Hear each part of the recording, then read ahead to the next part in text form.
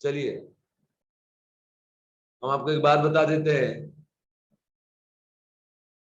ये जो आप देख रहे हो इसको कापा बोलते हैं हम लोग, कापा, जो कि कंडक्टिविटी है ना।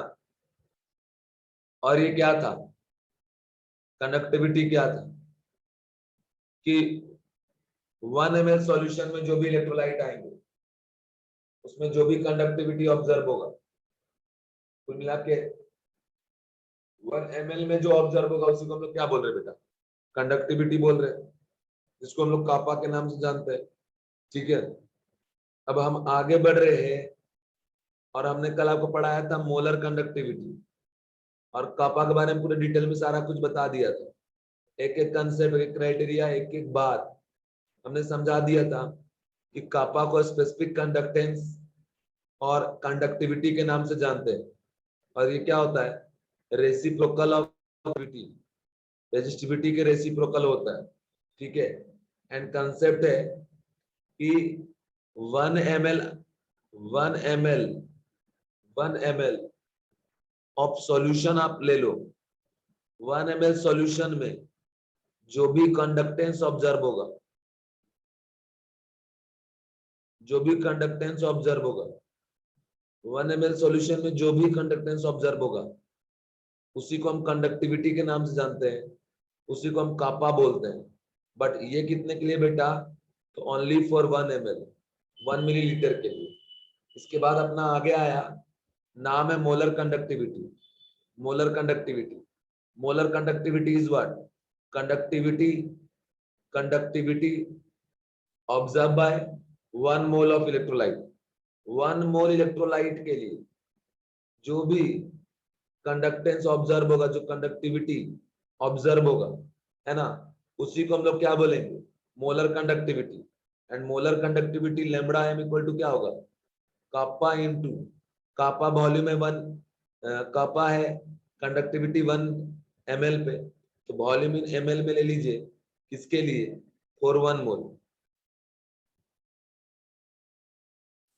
बेटा ये 1 ml के लिए है कापा, तो 1 मोल के वॉल्यूम से अगर इसको मल्टीप्लाई कर दोगे तो मोलर कंडक्टिविटी निकल जाएगा ना। तो वही चीज यहाँ पे हमने बताया, kappa is equal to lambda M is equal to kappa into VM, ठीक है, इन मिलीलीटर, एंड ये भी क्या है, फॉर 1 मोल। तो ये सिचुएशन को आप ध्यान रखें। अगर हम आगे बढ़ जाएं तो यहाँ पे इसका फॉर्मूला आया था कि मान लो कि सब्सटेंस का मोलरिटी दिया है m, इसका मीनिंग क्या होता है, m अगर मोलरिटी दिया है सॉल्यूशन का, m mole present in 1 litre of solution, m से अगर डिवाइड कर देंगे तो क्या आ जाएगा, 1 mole present in 1/m litre, ml में कन्वर्ट को कितना आएगा, 1000/m लीटर, 1000/m ml। अब इस चीज को हला के पुट कर दो, कापा इंटू 1000 अपॉन क्या आ गया m, इसी चीज को हम लोग क्या बोलेंगे, मोलर कंडक्टिविटी। बस आगे कुछ करना ही नहीं था इसमें। नेक्स्ट अगर बढ़ोगे आप इक्विवेलेंट कंडक्टिविटी, तो ये क्या होता है, इक्विवेलेंट कंडक्टिविटी होता है बेटा कि कंडक्टिविटी जब आप मेजर करो, ठीक है, conductivity of all the ion produced by 1 equivalent of electrolyte, 1 equivalent electrolyte के लिए जो भी कंडक्टिविटी जनरेट होगा उसी को हम लोग बोलेंगे इक्विवेलेंट कंडक्टिविटी। ठीक है, तो ये हो गया लैम्बडा इक्यू। कंसेप्ट ये है कि भाई लैम्बडा इक्यू हमारा ये है, conductivity generated by all the ion for 1 mole of substance, कौन सा इक्विवेलेंट हो जाएगा। अब कंसेप्ट यहाँ पे हम ले लेंगे वही कापा इंटू वॉल्यूम इन क्या आपका मिलीलीटर। अब ये जो वॉल्यूम आप देख रहे हो, ये वॉल्यूम किस चीज का है, तो ये वॉल्यूम है 1 इक्विवेलेंट सब्सटेंस का वॉल्यूम। तो कापा में 1 इक्विवेलेंट सब्सटेंस के वॉल्यूम से आप मल्टीप्लाई अगर कर देंगे तो लैम्बडा इक्यू बन जाएगा, इक्विवेलेंट कंडक्टिविटी हो जाएगा। अब अगर आप आगे चले जाएं तो याद करिए, मान लो आपको नॉर्मलिटी जो है वो n के बराबर दिया है। इसका मतलब क्या हो गया, n equivalent present in 1 litre of solution, है ना। डेफिनेशन तो यही है।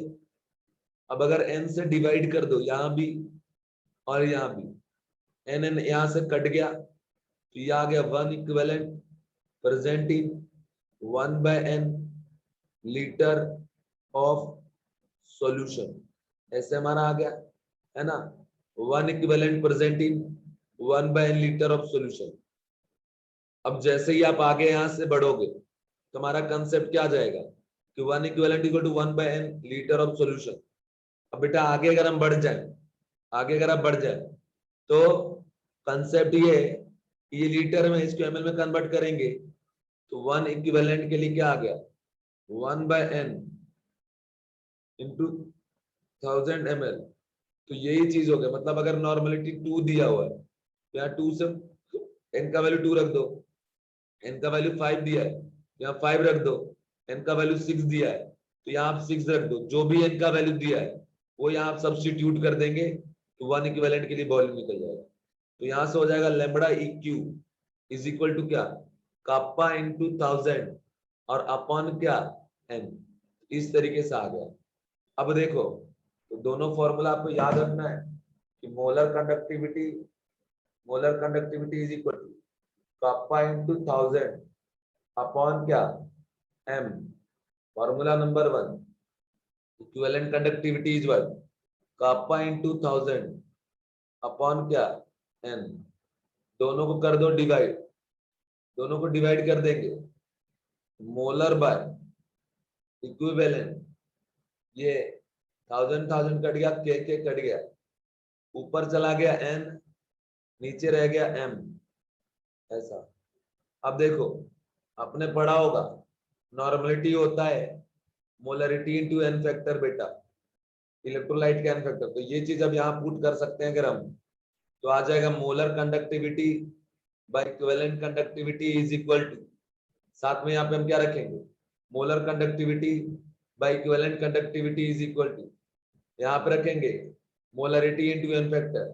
तो यहाँ पे आ गया हमारा मोलरिटी इंटू n फैक्टर और डिवाइड बाय मोलरिटी, कट गया तो ये रिलेशन यहाँ से आ गया कि मोलर कंडक्टिविटी अगर आपको निकालना है तो इक्विवेलेंट कंडक्टिविटी में आप n फैक्टर मल्टीप्लाई कर दो तो ये मोलर आ जाएगा। अगर आपने मोलर कंडक्टिविटी में n फैक्टर डिवाइड कर दिया तो ये निकल जाएगा इक्विवेलेंट कंडक्टिविटी। इस तरीके से हमारा सारा प्रॉब्लम आ जाएगा, ठीक है। तो ये हो गया हमारा कंसेप्ट, ये हो गया हमारा तरीका, ये हो गया हमारा सिचुएशन। तो ये जो है, ये जो भी कंसेप्ट क्राइटेरिया है इसके हिसाब से हमने करेंगे प्रॉब्लम को सॉल्व। ये मोलर बाय इक्विवेलेंट, कुल मिला के ये सारी चीजें हमारे पास आ गई, एक मोलर कंडक्टिविटी भी आ गया, इक्विवेलेंट भी आ गया। चलिए बच्चों अभी रिप्लाई करिए, क्या यहाँ से समझ में आ गया, सारे बच्चों को आ गया समझ में। अरे कल किसी किसी बच्चे को डाउट था इस टॉपिक में, आज रिप्लाई कर दो, आ गया सभी को, आ गया समझ में। मिताली, निनंद, चलिए अब ये क्वेश्चन है यहाँ पे, क्वेश्चन है यहाँ पे बेटा, क्वेश्चन ये है कि मेजरमेंट ऑफ कंडक्टिविटी, उसके पहले क्वेश्चन है कि calculate molar conductivity and equivalent conductivity for 2 molar solution of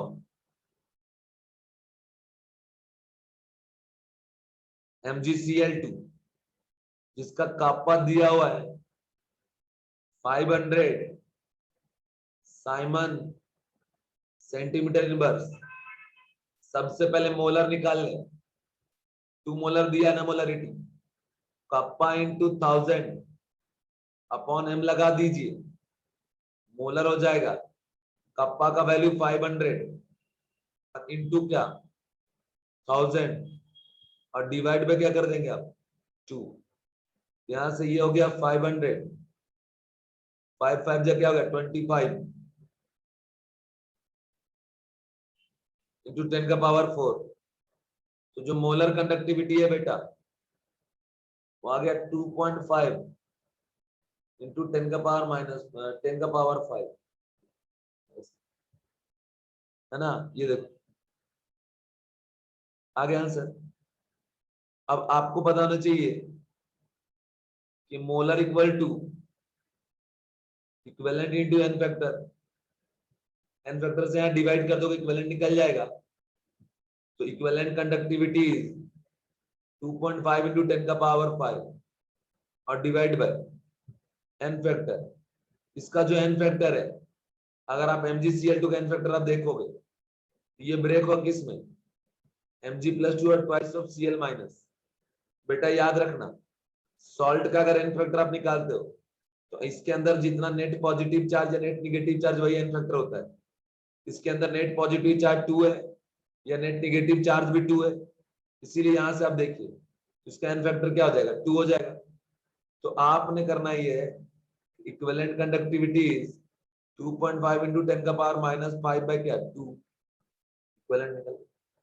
तो मोलर पता करके इक्विवेलेंट आप निकाल सकते हो, सो आपने निकाल लिया। ठीक है, ये आ गया आपका इक्विवेलेंट कंडक्टिविटी, सारा बात आ गया। ठीक है बच्चों, एक एक चीजें एक एक बातें मैंने आपको यहाँ तक बता दिया। उम्मीद करता हूं कि आपको पूरी बात समझ में आ गई होगी। ठीक है बेटा, चलो अब आगे बढ़ता हूं, आगे बढ़ता हूं। और अब आगे बढ़ते हुए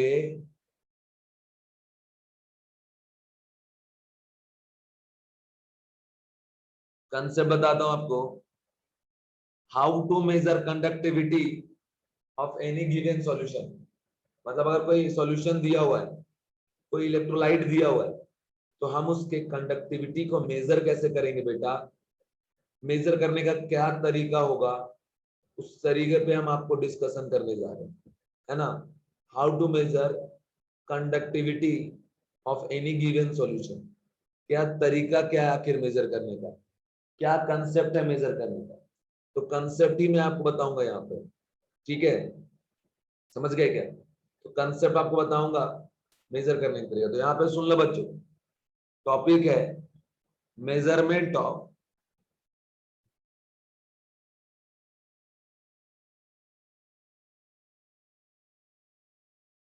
मेजरमेंट ऑफ कंडक्टिविटी। इससे क्वेश्चन नहीं आता, बस समझ लो। Measurement of conductivity of any given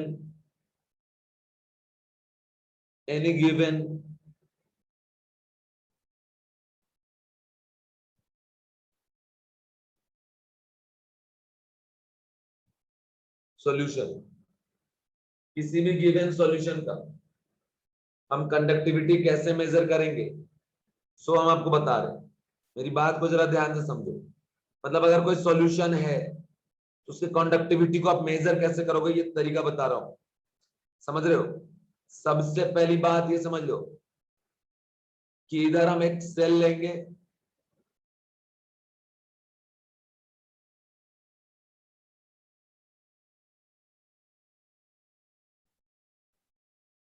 इस सेल में इधर 2 इलेक्ट्रोड हमने लगा दिया,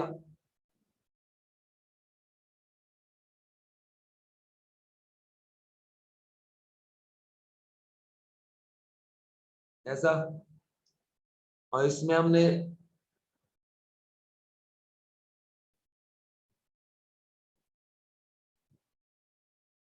सॉल्यूशन ऑफ इलेक्ट्रोलाइट ले लिया। मतलब यहाँ पे कोई ना कोई इलेक्ट्रोलाइट प्रेजेंट है और साथ ही साथ वाटर है, वाटर यूज हुआ है।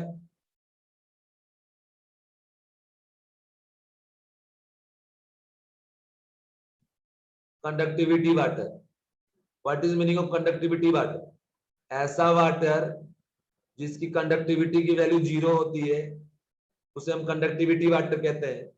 और स्पेशल टाइप का ये वाटर है जिसका खुद का कंडक्टिविटी अभी यहाँ पे ऑब्जर्व नहीं होगा। मतलब कुल मिला के यहाँ सिर्फ इलेक्ट्रोलाइट का कंडक्टिविटी दिखेगा। तो इलेक्ट्रोलाइट की कंडक्टिविटी को मेजर करने के लिए कंडक्टिविटी वाटर लिया। नॉर्मल वाटर में H+ और OH- जनरेट अगर हो गया, इसकी वजह से भी तो कंडक्टिविटी आ सकता है ना। इसलिए स्पेशल टाइप ऑफ वाटर हमने लिया कंडक्टिविटी वाटर। और बच्चों इसके ऊपर हमने एक ऐसा लेयर लगा दिया जो इस इलेक्ट्रोलाइटिक सेल के टेम्परेचर को मेंटेन करके रखेगा। ठीक है, ये हमारा थर्मोस्टेट है।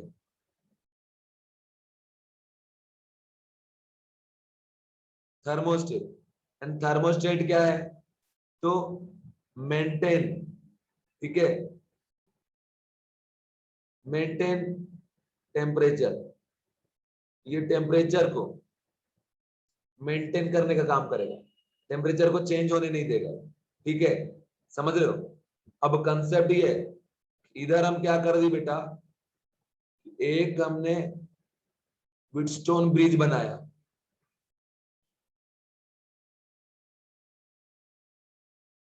व्हीटस्टोन ब्रिज बनाने के बाद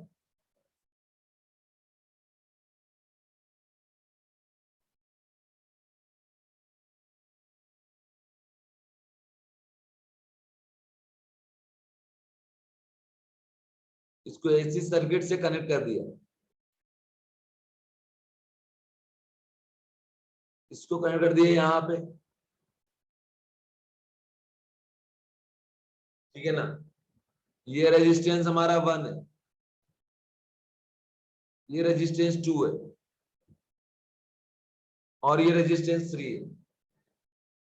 तो मैं ऐसा मान लिया कि यहां का रेजिस्टेंस 4 है, R4। इसका मतलब बेटा ये सेल का रेजिस्टेंस क्या हो गया? R4 हो गया। अगर इसके पास रेजिस्टेंस नहीं होगा तो जितना करंट जाएगा उतना लौट के आएगा, लेकिन अगर रेजिस्टेंस है तो कुछ ना कुछ करंट यहां लॉस होगा। ठीक है, तो हमने यही क्या कर लिया कि यहाँ का रेजिस्टेंस 1, यहाँ पे R2, यहाँ R3 और यहाँ पे क्या R4। तो ये हमने डिफरेंट डिफरेंट सभी का रेजिस्टेंस यहाँ पे ले लिया, R1, R2, R3 और क्या बेटा R4। इस तरीके से ये जो चीज आप देख रहे हो ये क्या हो गया? रेजिस्टेंस हो गया, रेजिस्टेंस मेजर करने का तरीका हो गया। अभी आप बात को बस समझो कि ऐसा क्यों क्यों बता रहे, एक्सपेरिमेंटल मेथड में आपको ये बता रहा हूं, इसकी कहीं का आपको जरूरत नहीं पड़ने वाली है। ठीक है, समझ रहे मेरी बात? अब कंडीशन ये है कि ये व्हीटस्टोन ब्रिज बन रहा है, यहाँ रेजिस्टेंस के पोजीशन में हमने बैटरी को कनेक्ट कर दिया, तो जो इस बैटरी का रेजिस्टेंस होगा वही यहाँ पे आएगा। जब आगे मैं बढ़ता हूँ थोड़ी बात सुन लो, ये अब जो वाटर उसमें हमने एक स्पेशल वाटर यूज किया जिसको हमने कंडक्टिविटी वाटर बोला, जिसकी एक स्पेशलिटी है कि उसका खुद का कंडक्टिविटी ऑब्जर्व नहीं होता, वो 0 होता। बच्चों एक बात आप याद रखना, एक बात आप याद रखना कि जो कंडक्टिविटी है ना,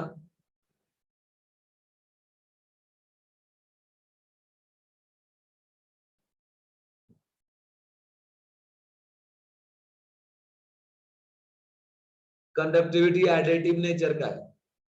ओके, कंडक्टिविटी बेटा एडिटिव नेचर का है, सो आपको ध्यान रखना है, ऐड कर सकते हैं हम कंडक्टिविटी को, तो ये बिल्कुल ही एडिटिव नेचर का है। मान लो एक कंटेनर में यहाँ पे बहुत सारे इलेक्ट्रोलाइट प्रेजेंट है ना, तो सबका अपना अपना कंडक्टिविटी होगा। यहाँ का टोटल कंडक्टिविटी हो जाएगा K1 plus K2 plus K3, है ना, और डॉट डॉट डॉट। और अगर वाटर नॉर्मल है तो वाटर की खुद की भी कंडक्टिविटी होगी जिसको KW बोलेंगे, इस तरीके से। अब बच्चों मान लो आपने स्पेशल टाइप ऑफ वाटर लिया, तो टोटल कंडक्टिविटी फिर से लिखो K1 plus K2 plus K3 dot dot dot KW। But वहां पे KW का वैल्यू क्या होगा? 0, जिसको हम लोग कंडक्टिविटी वाटर के नाम से जानते हैं।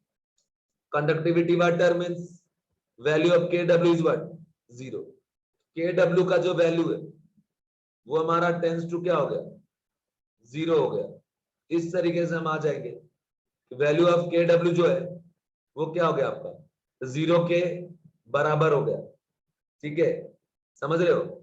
KW का जो वैल्यू बेटा वो एग्जैक्ट आपका 0 है, टेंस टू क्या है हमारा? 0। ठीक है, इस तरीके से हमारा प्रॉब्लम है। इस कंसेप्ट क्राइटेरिया को आप ध्यान रखोगे, ठीक है, इस सिचुएशन को आप ध्यान रखोगे। आगे अगर बढ़ जाए, ये जो KT है ये K1 plus K2 plus K3 इस तरीके से कर दी। अब आगे अगर हम बढ़े, इस व्हीटस्टोन ब्रिज का भी हेल्प लेंगे। आपने पढ़ा होगा ना कि व्हीटस्टोन ब्रिज में क्या होता है कि अगर आपने इन दोनों का रेशियो ले ली, इधर वाले रेशियो के बराबर होगा, मतलब R1 by R2 is equal to R4 by R3, means R1 R3 is equal to R2 R4। अगर हमने ऐसे कर लिया कि R1 into R3 is equal to R2 into R4, R4 is what बेटा, R1 R3 बाय क्या आपका R2। इस मेथड से जाके हमारे पास क्या आ गया, रेजिस्टेंस आ गया। ये रेजिस्टेंस किसका है, सेल का। अब इसको आप अगर रिवर्स कर दोगे, 1 by R4 is what, conductance of cell, तो ये किसके बराबर हो जाएगा, R2 divide by R1 R3। तो ये जो हमारा है ये सेल का कंडक्टेंस आ गया। कंडक्टेंस आने के बाद बेटा आपको पता है ना, कप्पा इज इक्वल टू क्या, CG छत्तीसगढ़, है ना, where G is what, cell constant. तो अब ने मुझे कुछ करने की टेंशन बची ही नहीं भैया, G का वैल्यू को पता रहेगा, है ना, और C हमारे पास आ गया कितना, R2 बाय R1 इंटू क्या, R3 और इंटू G, ये आ गया कापा, कंडक्टिविटी ऑफ सेल। तो बेटा इसी तरीके से एक्सपेरिमेंट कर करके हर एक इलेक्ट्रोलाइट का कंडक्टिविटी मेजर किया गया है, और जो भी कंडक्टिविटी आप देखते हो वो सब एक्सपेरिमेंटल डाटा है, इसीलिए आप वो अपना कोई दिमाग नहीं लगा सकते। चलिए नेक्स्ट अब हम लोग देखने जा रहे variation of conductance, conductivity, molar conductivity, variation of conductance, conductivity, molar conductance and equivalent conductance on dilution. What is meaning of dilution बेटा, वॉल्यूम को जब आप बढ़ाओगे सॉल्यूशन के वॉल्यूम को, तो उसी को हम क्या बोलेंगे, डाइल्यूशन बोलेंगे, ठीक है। यहाँ पे वही बोल रहा है कि जैसे जैसे आप डाइल्यूशन कराओगे वैसे वैसे यहाँ पे कंडीशन बदलता जाएगा। तो डाइल्यूशन की वजह से जो चेंजेस आएगा कंडक्टेंस में, कंडक्टिविटी में, मोलर में, इक्विवेलेंट में, उसी को यहाँ पे हम अभी मेजर करेंगे। चलिए सबसे पहली बात मैं बताता हूं, किसका वेरिएशन, कंडक्टेंस का।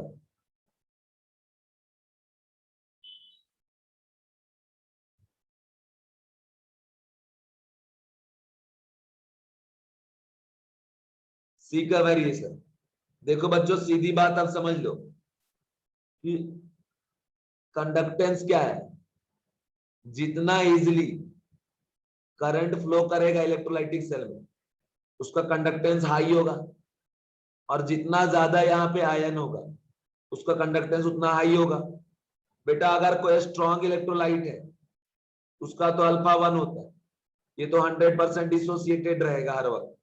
लेकिन अगर वीक इलेक्ट्रोलाइट है तो वॉल्यूम बढ़ाने पे डिग्री ऑफ डिसोसिएशन बढ़ता है, और अगर अल्फा बढ़ता है ना तो बेटा नंबर ऑफ आयन भी सॉल्यूशन में क्या होगा, बढ़ेगा।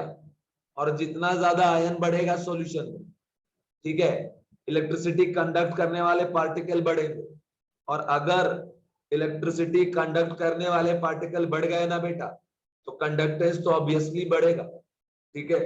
तो दो बातें यहां समझ लो कि भैया जैसे आप वॉल्यूम बढ़ाओगे, है ना, सॉल्यूशन का वॉल्यूम जैसे आप बढ़ाओगे, आपका अगर वीक इलेक्ट्रोलाइट है उसका अल्फा का वैल्यू इंक्रीज होगा, अल्फा वीक इलेक्ट्रोलाइट इंक्रीज है, एंड जब अल्फा की वैल्यू इंक्रीज होगी तो वहां पे क्या होगा, नंबर ऑफ आयन इंक्रीज होते जाएंगे। नंबर ऑफ आयन अगर इंक्रीज होगा तो कंसेप्ट ये है कि आयन के नंबर इंक्रीज होने पे होता ये कि कंडक्टेंस क्या होगा, इंक्रीजेस। आयन का नंबर इंक्रीज होने पे कंडक्टेंस क्या होगा, इंक्रीज होगा, इंक्रीज होता चला जाएगा। बस अब इससे ज्यादा हमारा कुछ भी नहीं है। Number of ion increases then conductance also increases in case of weak. और ऐसा दूसरा बात बच्चों, जो स्ट्रॉन्ग इलेक्ट्रोलाइट है इसका तो अल्फा 1 होता है। जैसे NaCl आपने लिया, ये तो पूरा डिसोसिएट हो गया Na+ और किस में, Cl- में। ये तो हर वक्त टूटा रहेगा Na+ और Cl- में, कहीं कोई दिक्कत नहीं है। अब अगर ये हर वक्त टूटा हुआ है, हर वक्त टूटा हुआ रहेगा, तो अब एक ही बात समझ लो, यहाँ का एक ही कंसेप्ट समझ लो कि जितना ज्यादा वॉल्यूम बढ़ाओगे, वॉल्यूम बढ़ेगा, नंबर ऑफ आयन तो उतने ही रहेंगे। तो वॉल्यूम बढ़ने से कटायन एनायन के बीच का इंटरेक्शन डिक्रीज होगा, इंटरेक्शन डिक्रीजेज। और जितना इंटरेक्शन डिक्रीज होगा ये उतना ज्यादा फ्री होते जाएंगे। और ये जितना ज्यादा फ्री होगा, जितना ज्यादा फ्री होगा, इसके भागने का स्पीड एकदम मिल्खा सिंह के जैसा एकदम दन से भागेगा, है ना। तो भागने की स्पीड बढ़ेगा तो कंडक्टेंस क्या होगा बेटा, बढ़ता जाएगा, है ना। सॉल्यूट सॉल्यूट का इंटरेक्शन डिक्रीज होगा। तो कुल मिला के यहाँ पे क्या हो गया कंडक्टेंस में, कि conductance of each solution whether weak or strong electrolyte with dilution increases and reason for both is different। ठीक है, कंसेप्ट ये है कि कंडक्टेंस की अगर बात करें तो for weak electrolyte and strong electrolyte on dilution, strong electrolyte भी बढ़ेगा और वीक इलेक्ट्रोलाइट का भी बढ़ेगा। क्या बढ़ेगा, तो कंडक्टेंस बढ़ेगा बेटा। लेकिन दोनों के लिए रीजन अलग अलग है। फर्स्ट अगर बात करें फॉर वीक इलेक्ट्रोलाइट की अगर बात करें तो ऑन डाइल्यूशन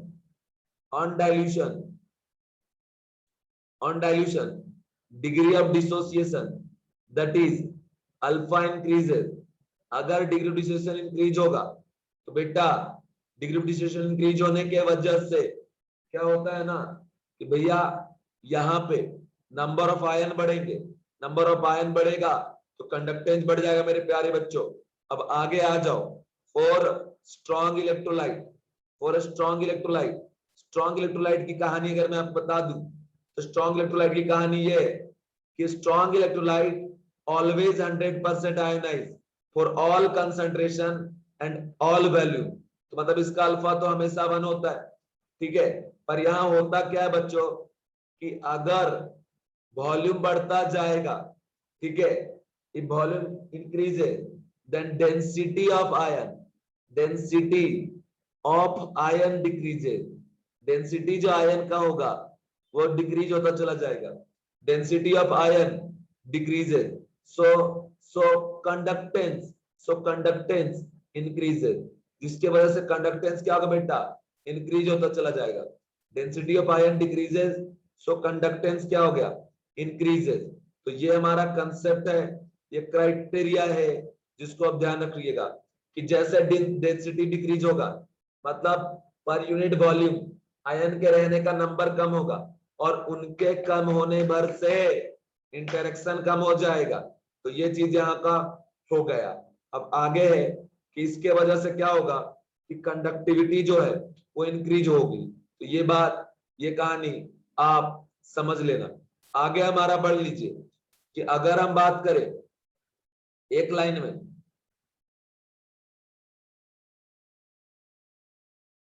स्ट्रॉन्ग में क्या हो रहा है भैया, डाइल्यूशन कराने पे इंडेक्ट मतलब आपने वॉल्यूम को बढ़ा दिया, वॉल्यूम बढ़ने से कॉन्सेंट्रेशन डिक्रीज होगा, कॉन्सेंट्रेशन अगर डिक्रीज हुआ अल्फा इंक्रीज होगा एंड इसके वजह से sorry dilution then volume increases और इसके वजह से क्या होगा यहाँ पे हो जाएगा फोर्स ऑफ अट्रैक्शन डिक्रीजेस, ठीक है, सो कंडक्टेंस इंक्रीजेस। और अगर बात करूं वीक इलेक्ट्रोलाइट बेटा तो वीक इलेक्ट्रोलाइट में क्या होगा कि वीक इलेक्ट्रोलाइट में अल्फा बढ़ने से आपका मतलब वॉल्यूम बढ़ने से अल्फा बढ़ेगा और इसकी वजह से कॉन्सेंट्रेशन डिक्रीज होगा, इसकी वजह से नंबर ऑफ आयन बढ़ेंगे, नंबर ऑफ आयन बढ़ जाएंगे, नंबर ऑफ आयन बढ़ने से कंडक्टेंस कंडक्टेंस बढ़ेगा,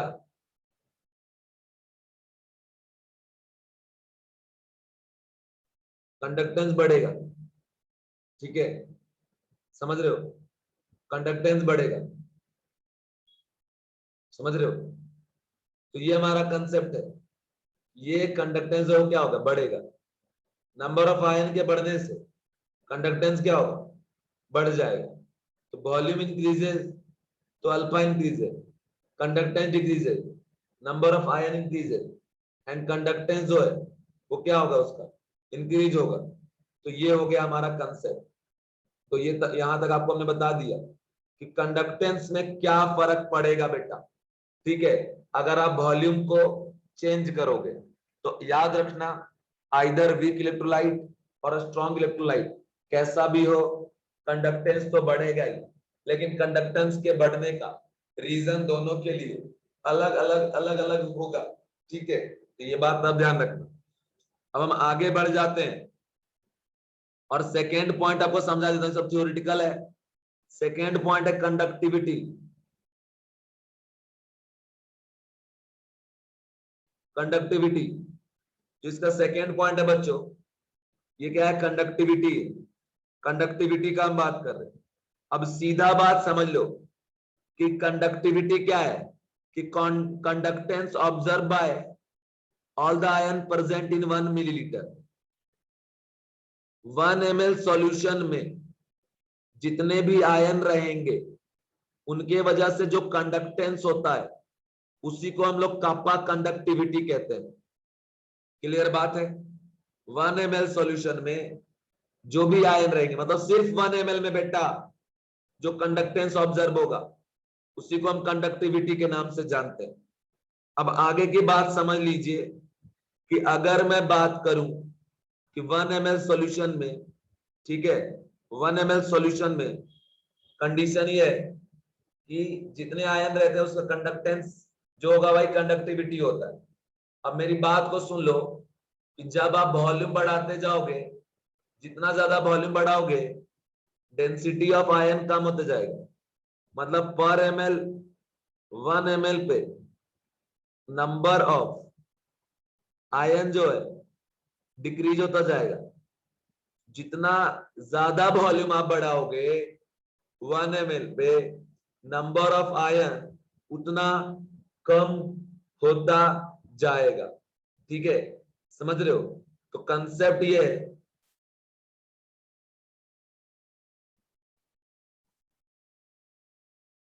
ठीक है, समझ रहे हो। ये क्या है हमारा कि ये 1 ml and number of ion, यहाँ पे क्या हो रहा है, हमारा डिक्रीज हो रहा है। तो ये हमारा जो कंसेप्ट है ये है कि 1 ml पे नंबर ऑफ आयन क्या होगा, डिक्रीज होगा जब आप वॉल्यूम बढ़ाओगे, मतलब डेंसिटी ऑफ आयन क्या हो, कम। और पर ml नंबर ऑफ आयन कम होने की वजह से पर ml पे कंडक्टेंस कम हो जाएगा।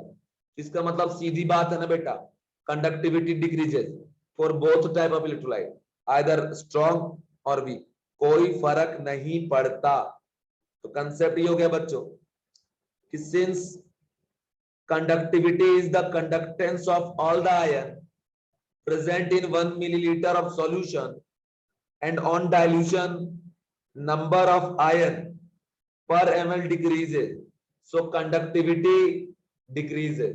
तो ये चीज आप समझ ले कि अगर कंडक्टिविटी का बात हो, कंडक्टिविटी का, तो कंडक्टिविटी डिक्रीज होगी, कंडक्टिविटी डिक्रीजेस, है ना, ऑन ऑन dilution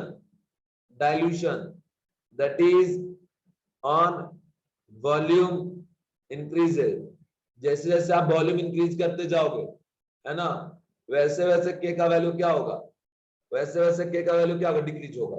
और ये बात स्ट्रॉन्ग इलेक्ट्रोलाइट हो या वीक हो, सभी पे वैलिड होगा। चलिए अब आगे लेके चलता हूं बेटा, और नेक्स्ट आपको मैं बताता हूं मोलर कंडक्टिविटी के बारे में और इक्विवेलेंट कंडक्टिविटी के बारे में। तो जैसे मोलर का फॉर्मूला हमारा क्या है, कापा इंटू 1000/m और कापा इंटू 1000/m। अब देखें इन दोनों को सेपरेटली डील करता हूं जरा। सबसे पहले आपको ये मोलर वाला बताता हूं। Molar kappa into 1000/m। बेटा आपको पता होना चाहिए on on volume increases, that is on dilution,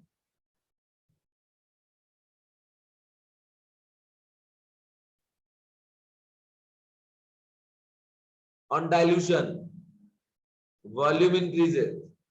अगर वॉल्यूम इंक्रीज हो रहा है तो आपको पता होना चाहिए कि वॉल्यूम बढ़ने से कापा की वैल्यू डिक्रीज होगी। वॉल्यूम के बढ़ने से कापा की वैल्यू डिक्रीज होगी, ठीक है, समझ रहे हो। And concentration that is molarity also decreases बेटा। जितना ज्यादा वॉल्यूम बढ़ाओगे मोलरिटी उतना कम होता जाएगा, ये बात आप ध्यान रखना। जितना ज्यादा वॉल्यूम बढ़ाओगे मोलरिटी उसका उतना ही कम होता जाएगा। इस बात का आप ध्यान रखें कि वॉल्यूम इंक्रीजेस है ना, कापा डिक्रीजेस, कापा डिक्रीज होने पे मोलरिटी क्या होगा, डिक्रीज होगा। ठीक है भैया, बात समझ में आ रहा है। वाई बच्चों, molarity is what, mole by volume. Volume बड़ा होगा तो ये तो कम ही ना होगा। तो यहाँ पे अगर हम मोलर कंडक्टिविटी के चेंजेस को ऑब्जर्व करना चाहते हैं हमें ये तो जरूर देखना पड़ेगा। और वही मैं बता रहा हूँ, if volume increases then kappa decreases, kappa decreases then molarity also decreases। अब देखिए kappa अगर डिक्रीज हो रहा है तो ये मोलर कंडक्टिविटी को डिक्रीज करना चाहेगा, और मोलरिटी अगर डिक्रीज हो रहा है तो मोलर कंडक्टिविटी को इंक्रीज करना चाहेगा। Because molar conductivity and molarity are inversely proportional and molar conductivity and conductivity are directly proportional.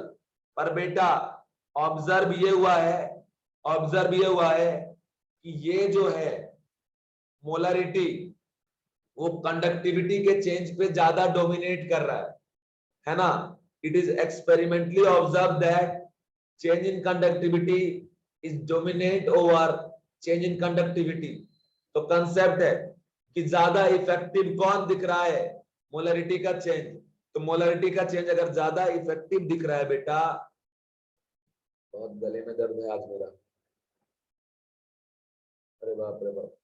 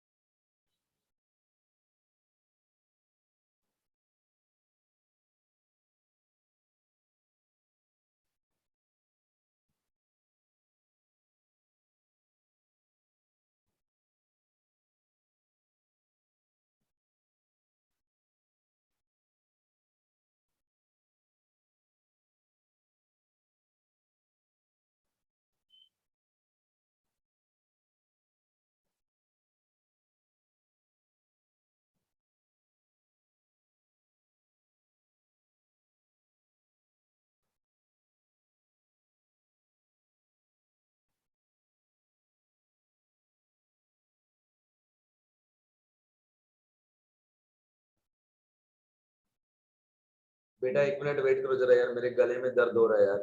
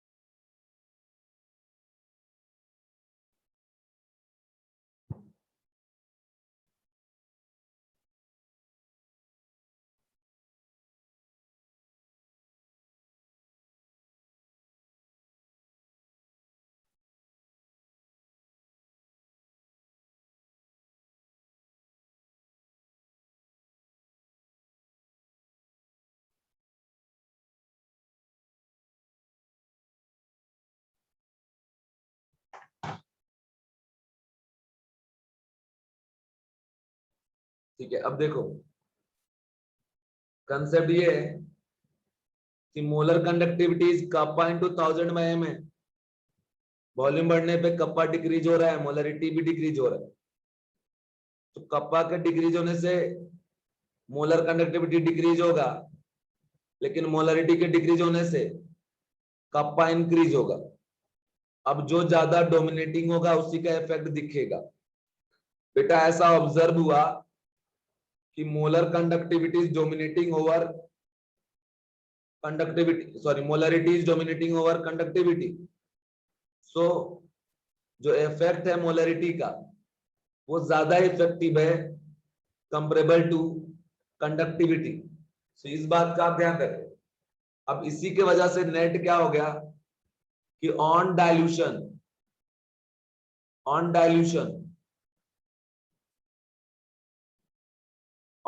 that is if volume increases then molar conductivity increases। इस चीज का ध्यान रखना, मोलर कंडक्टिविटी क्या होगा, इंक्रीज ही होगा। इसमें कहीं कोई संशय वाली बात नहीं होनी चाहिए, एकदम इजी तरीके से। अच्छा दूसरा इक्विवेलेंट कंडक्टिविटी भी ऐसा ही, कापा इंटू 1000 बाय एन। तो जब आप वॉल्यूम बढ़ाओगे, वॉल्यूम इंक्रीज करोगे, कापा डिक्रीज होगा और नॉर्मलिटी भी डिक्रीज होगा।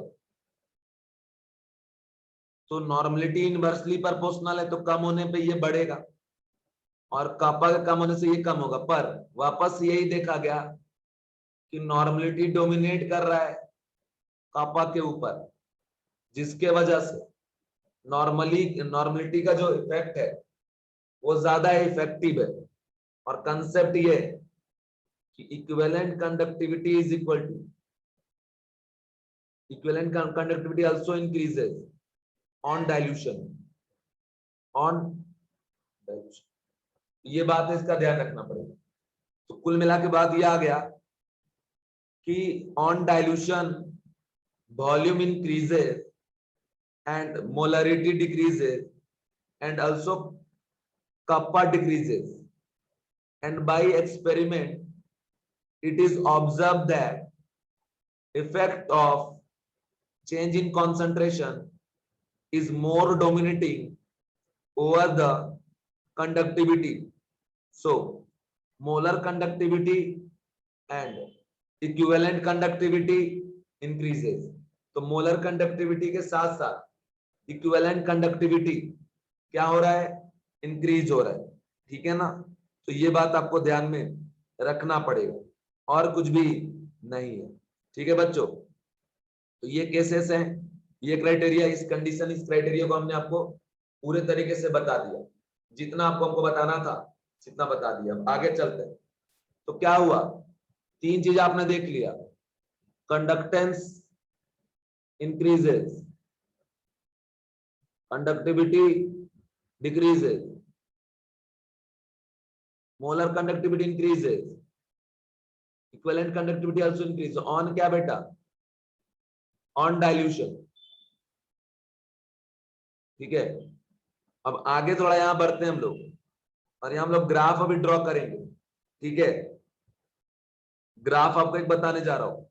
अच्छा एक्सपेरिमेंटली यहां पे एक ग्राफ ड्रॉ जब किया गया है ना, स्ट्रॉन्ग इलेक्ट्रोलाइट का मोलर कंडक्टिविटी वर्सेस कॉन्सेंट्रेशन का ग्राफ।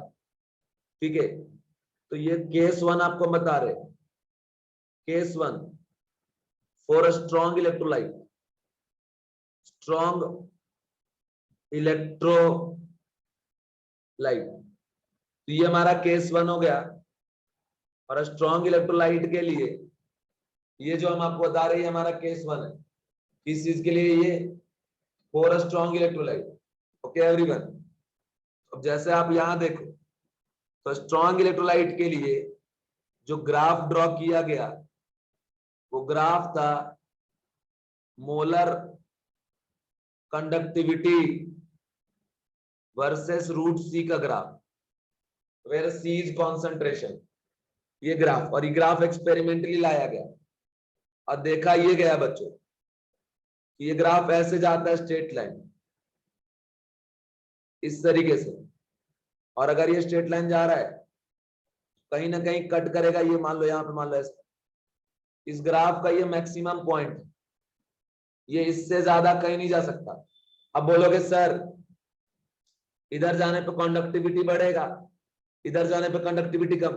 बच्चों यहाँ पे ओरिजिन है 0,0, जितना इधर आप जाओगे कंडक्टिविटी उतना कम होते जाएगा, सॉरी जितना इधर आप जाओगे कॉन्सेंट्रेशन उतना कम होते जाएगा। दिस इज कॉन्सेंट्रेशन, कॉन्सेंट्रेशन उतना क्या होगा, कम होगा।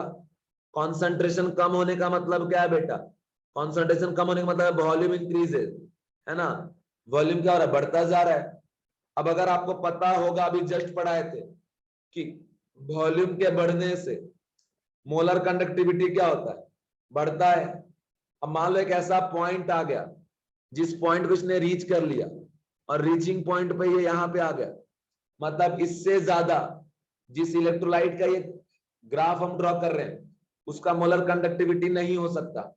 मान लो यहाँ पे कौन है, KCl है, ये KCl का ग्राफ है, तो मतलब ये हुआ इससे ज्यादा इसका नहीं हो पाएगा, मतलब ये मैक्सिमम है, कितना भी डाइल्यूशन करा लो इससे ज्यादा अब ये नहीं देगा। तो इसीलिए इस पॉइंट को बोलते हैं हम limiting molar conductivity. Limiting molar conductivity का मतलब ये बेटा कि लिमिट कर गया, इसके ऊपर कभी नहीं जा सकता। इसको हम ऐसे रिप्रेजेंट करते हैं, इन्फिनिटी ऊपर लिख दो और यहां पे मोलर, मतलब ये हो गया limiting molar conductivity. Limiting molar conductivity, infinity मतलब एट इनफाइनाइट डाइल्यूशन, मैक्सिमम जितना कंडक्टिविटी मिल सकता है उसी को हम बोलते हैं लिमिटिंग मोलर कंडक्टिविटी। इसको ऐसे भी दिखाता है किसी किसी में, लेमड़ा नॉट एम, तब समझ जाना लेमड़ा नॉट एम दिखा है या लेमड़ा लिमिटिंग मोलर दिखा है, तो ये समझ आना मीन्स व्हाट बेटा, लिमिटिंग मोलर कंडक्टिविटी, ये चीज हो गया। अच्छा इसके ऊपर से एक और ग्राफ जा रहा है, इस तरीके से ये ग्राफ गया और यहां जाके कट किया, ये भी ग्राफ है किसी का, ये ग्राफ है HCl का, और ये यहाँ पे कट किया, तो यहाँ पे क्या आ गया, लिमिटिंग मोलर कंडक्टिविटी ऑफ किसका, HCl का। बोलोगे सर ये HCl वाला ऊपर कैसे ड्रॉ आपने कर दिया, देखिए यहां से आयन मिलेगा Cl माइनस, यहां से मिलेगा K+, यहां से मिलेगा Cl माइनस, और यहां से मिलेगा H+। देखो बेटा कंडक्टिविटी डिपेंड करता है कंडक्टेंस के ऊपर 1 ml में, तो कंसिडर ये Cl माइनस जितना यहाँ पे भागेगा उतना ही है भागने की स्पीड, दोनों में सेम। पर ये जो H+ है इसका आयोनिक मोबिलिटी K+ से क्या होता है ज्यादा, और जितने भी कैटायन है उन कैटायंस में से सबसे ज्यादा आयनिक मोबिलिटी किसका होता है, H+ आयन का। तो जो H+ आयन आपको यहाँ दिख रहा है ना, उस H+ आयन का आयोनिक मोबिलिटी क्या है, सबसे ज्यादा है, इस बात का ध्यान रखो। तो अगर आयनिक मोबिलिटी ज्यादा तो भागने की स्पीड ज्यादा, भागने की स्पीड ज्यादा तो कंडक्टिविटी भी क्या होगा, हाई होगा। इसीलिए अगर इसका कंडक्टिविटी ज्यादा तो जब नेट निकालेंगे तो conductivity of H+ plus conductivity of Cl minus, और यहाँ पे conductivity of K+ plus Cl minus, तो H+ का ज्यादा होता है, इसलिए ग्राफ ऊपर से जा रहा है। हर कंसंट्रेशन पे अगर ये इसका यहाँ पे आ रहा है, इसका यहाँ पे आ रहा है ना, तो इस तरीके से ये ग्राफ हो गया बेटा मोलर कंडक्टिविटी वर्सेस √C का ग्राफ, जिसको आप ध्यान रखोगे, कंसेप्ट को समझोगे, अप्लाई करोगे। इसके अलावा कहीं भी कोई भी दिक्कत वाली बात नहीं है। ओके, इस केस को, इस कंसेप्ट को आप ध्यान रखो, सिचुएशन को ध्यान रखो, और हमने आपको पूरी बात पढ़ाया है, बताया है। तो ये ग्राफ हो गया। अच्छा फिर से एक बार ये ग्राफ देख लीजिए, ग्राफ ये देख लो, ग्राफ ऐसा जाएगा, यहां से चालू है तो ये जाके यहां मान लो कट करेगा, एंड पे यहां कट करेगा, जहां कट कर रहा है मतलब मोलर कंडक्टिविटी का मैक्सिमम वैल्यू है ये, और ये इधर क्या आपका कॉन्सेंट्रेशन, तो इसी पॉइंट को हम क्या बोलेंगे, limiting molar conductivity, limiting molar conductivity, ठीक है। या इसी पॉइंट का जो इक्विवेलेंट कंडक्टिविटी होगा उसको बोलेंगे लिमिटिंग इक्विवेलेंट कंडक्टिविटी। तो conductivity either limiting molar conductivity होगा या लिमिटिंग इक्विवेलेंट कंडक्टिविटी होगा, दोनों में से कुछ भी हो सकता है। इसलिए घबराने की, शर्माने की जरूरत नहीं है बच्चों, ना घबराइए ना डरिए, है ना। तो ये ग्राफ हो गया, है ना। इसके ऊपर से जा रहा है ऐसा एक और, इसका ये वाला पॉइंट है लिमिटिंग मोलर कंडक्टिविटी, बाकी तो नॉर्मल पॉइंट मोलर कंडक्टिविटी। ये KCl का और ये ऊपर किसका, HCl का। एक HCl ऊपर है, नीचे क्या है, KCl है। तो ये हमारा केस हो गया, ये हमारा कंडीशन हो गया, ये हमारा क्राइटेरिया हो गया, ठीक है।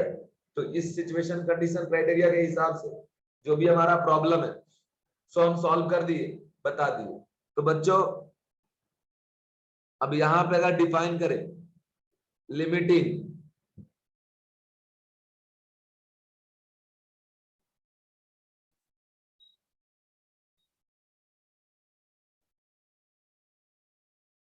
मोलर कंडक्टिविटी, और इसी बोलते हैं मोलर कंडक्टिविटी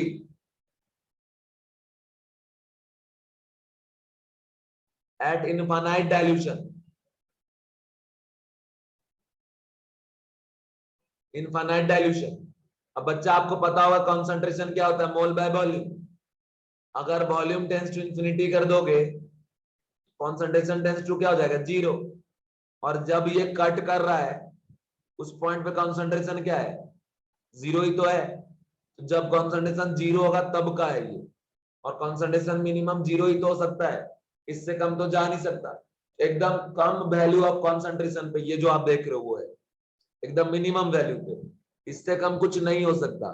ओके बेटा जी, तो ये हो गया हमारा limiting molar conductivity. Limiting molar conductivity कैसे लिखोगे, इन्फिनिटी लगा दो, m लगा दो, या फिर लिमिटिंग नॉट लिख दो, m लिख दो। अगर इक्विवेलेंट लिखना जैसा लिमिटिंग इक्विवेलेंट, और ये लिमिटिंग, दोनों ही सिंबल है, देख के घबरा मत जाना, ठीक है। अब एक बात बता देता हूं कि जैसे ये ग्राफ स्ट्रेट लाइन है ना, तो आपके मन में आ रहा होगा सर स्ट्रेट लाइन ग्राफ आया तो कुछ इक्वेशन है क्या, बिल्कुल इसका इक्वेशन है, और ये इक्वेशन एग्जाम पूछा भी है। जैसे ये y वर्सेस x का ग्राफ है और स्ट्रेट लाइन आ रहा है और ये स्लोप है इसका निगेटिव, देख पा रहे हो आप, स्लोप निगेटिव है, और ये इंटरसेप्ट है इसका c।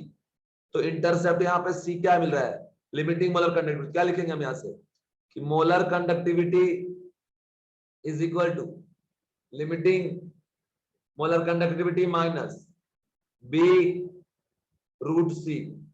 तो ये हमारा आ गया बेटा, जिसमें ये हो गया हमारा y, ये हो गया हमारा x, ये हो गया हमारा m, और ये हो गया हमारा c। y is equal to mx plus c, y is equal to mx plus c आ गया बेटा। इस तरीके से हमारा प्रॉब्लम भी हो गया सॉल्व। तो ये तरीका भी हमने आपको दिया, पढ़ा, उम्मीद करता हूं आप ये समझ गए होंगे। जरा एक बार रिप्लाई कर दोगे क्या, समझ में आया या नहीं आया। एवरीवन प्लीज रिप्लाई बेटा, सारे बच्चे रिप्लाई कर दीजिए, क्या ये समझ में आ गया, फटाफट फटाफट। ये चैप्टर लगभग ओवर होने पे आ गया है बच्चों।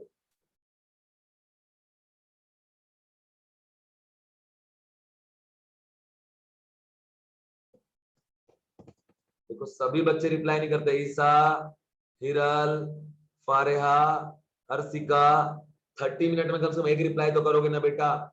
देखो मुझे कैसे पता चलेगा आपको समझ में आ रहा है नहीं आ रहा है, बताओ यार। आप मेरे जगह सोच के देखो जरा, सोचो आप टीचर हो और आप किसी को पढ़ा रहे हो और उधर से रिप्लाई नहीं आएगा तो आपको कैसा फील होगा, सोचो जरा बेटा। हर 30 मिनट में कम से कम एक रिप्लाई तो करना पड़ेगा ना।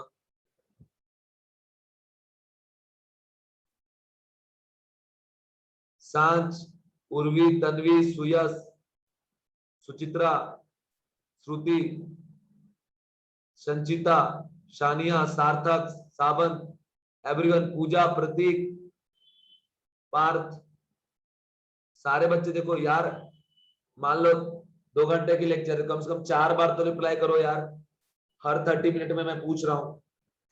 चलिए इसके बाद 2 बार और पूछूंगा, आगे बढ़ते हैं।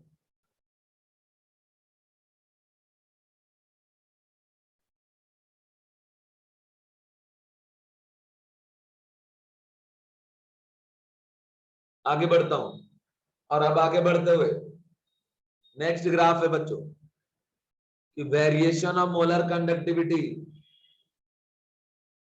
है ना, विथ कॉन्सेंट्रेशन।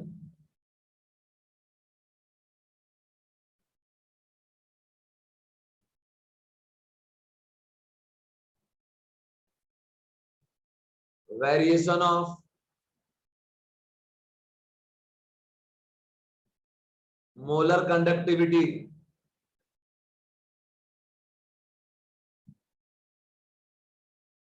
with concentration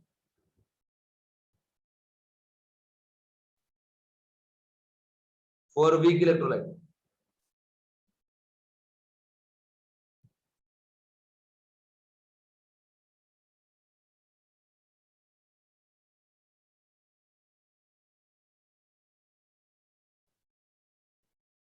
ठीक है, variation of molar conductivity with concentration for weak electrolyte.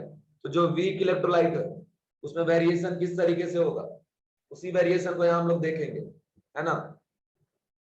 अब देखो मैं आपको बता देता हूं, यहाँ इक्वेशन पहले बता देता हूं। मोलर कंडक्टिविटी का जो इक्वेशन होता है ना बेटा, वो इनवर्सली प्रोपोर्शनल टू रूट सी होता है, ऐसा। For what? For weak electrolyte, ठीक है, वीक इलेक्ट्रोलाइट के लिए। अब इसमें अगर आपको ग्राफ में बता दूं, ये ग्राफ ऐसे जाता है, किसका? Molar conductivity versus root C का ग्राफ, हाइपरबोला का graph, y is equal to 1/x, है ना। वैसे ये ग्राफ ऐसा चला गया। यहां भी जब आप कॉन्सेंट्रेशन को 0 करने की कोशिश करोगे ना, तभी आपको मैक्सिमम मिलेगा, वो भी इनफाइनाइट डायल्यूशन, पर यहां आप लोग मेंशन नहीं करते। तो ये जो ग्राफ मान लो HCOH का है, और ये एक वीक इलेक्ट्रोलाइट है, इस तरीके से बच्चों हमने आपको ग्राफ बना दिया। और याद रखना कि मोलर कंडक्टिविटी का जो ग्राफ है वो इनवर्सली प्रोपोर्शनल टू रूट सी होता है और वीक इलेक्ट्रोलाइट, ये बात आपको ध्यान रखना पड़ेगा, ठीक है। ये कंसेप्ट हम आपको बता दी, इसको ध्यान रखना पड़ेगा, ठीक है। ये जो भी चीज है, जो भी बात है, इसको ध्यान रखो, समझो, सीखो और अप्लाई करो। अब हम जा रहे हैं नेक्स्ट टॉपिक पे। नेक्स्ट टॉपिक का नाम बच्चों कोलरस लॉ, ठीक है। नाम क्या है इसका? कोलरस लॉ। कोलरस लॉ अगर आप देखेंगे आपके मॉड्यूल में, आपके मॉड्यूल में किस पेज पे दिया मैं आपको जरा बता देता हूं। पेज नंबर दिया हुआ, आ जाइए, पेज नंबर 76 में है जो भी चीजें मैंने आपको पढ़ाया। और अब जो पढ़ाने जा रहा हूं पेज नंबर 76 और 77 दोनों मिक्स करके दिया हुआ, ठीक है। तो ये आपके मॉड्यूल में बहुत बढ़िया तरीके से दिया हुआ है, देख सकते हो आप मॉड्यूल नंबर 4 में। अब इसमें हम लोग पढ़ने जा रहे हैं कोलरस लॉ के बारे में। जरा ध्यान से देखना, बोर्ड के लिए बहुत इंपॉर्टेंट है और जेईई नीट के लिए बहुत इंपॉर्टेंट है।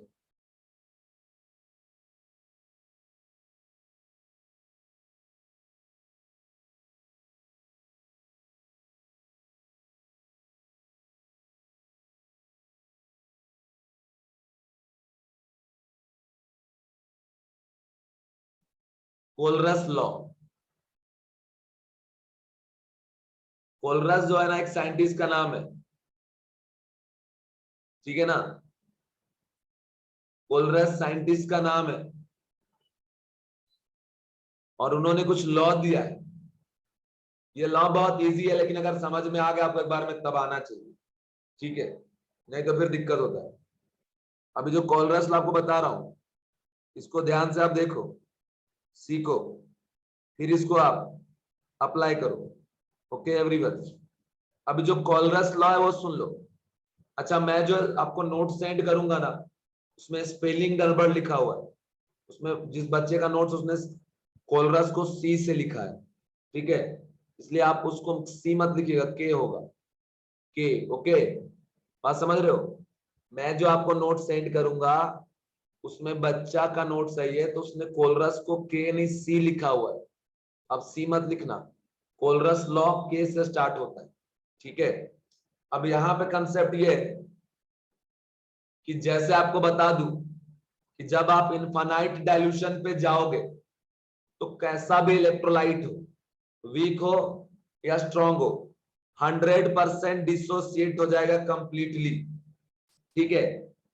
Eight infinite dilution, that is at near zero concentration, dissociation is equal to 100%, that is each ion make infinite या फिर each ion make definite contribution towards molar conductivity of electrolyte irrespective of nature of the other ion, ठीक है।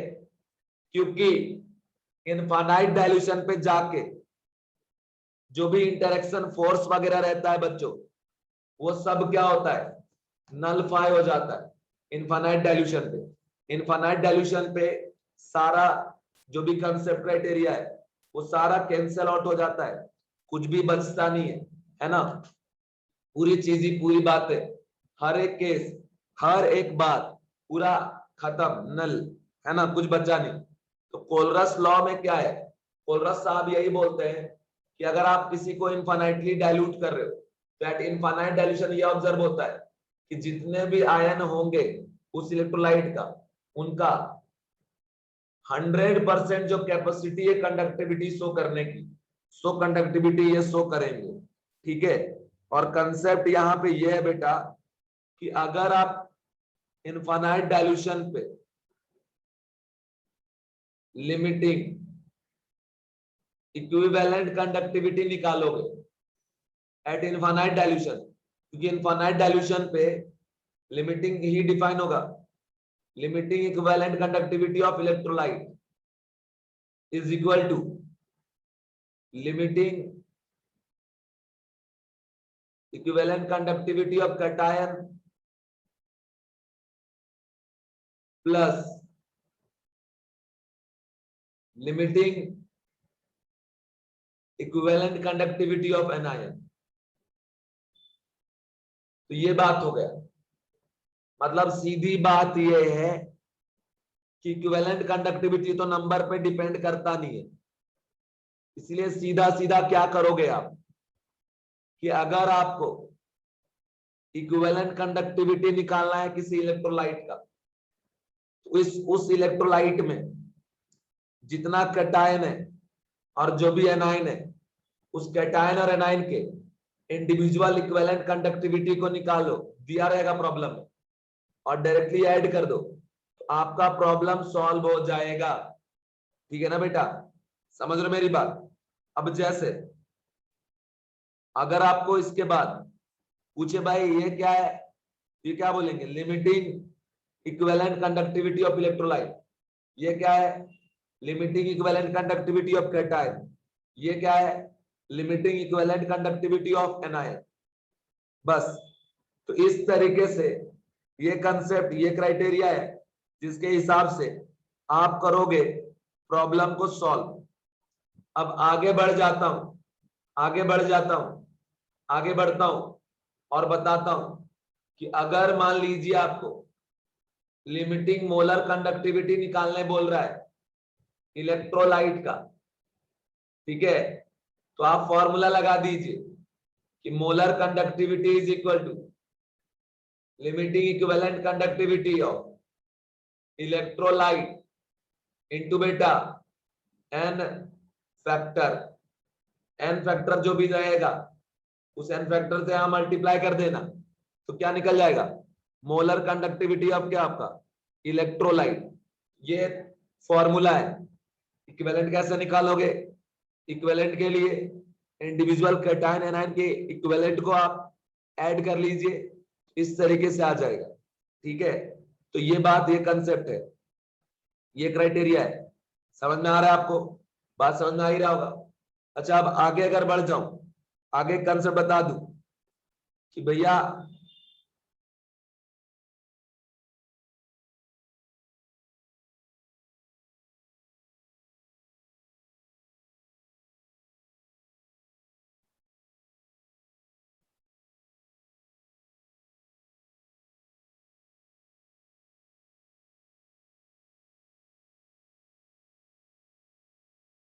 आपने एक electrolyte लिया है, पानी में जाके ये कैटायन दे रहा है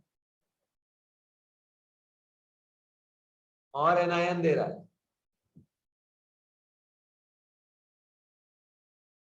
ठीक है,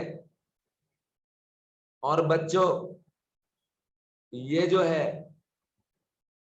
कंसेप्ट वाइज अगर आप देखेंगे, कंसेप्ट वाइज कंसेप्ट ये है कि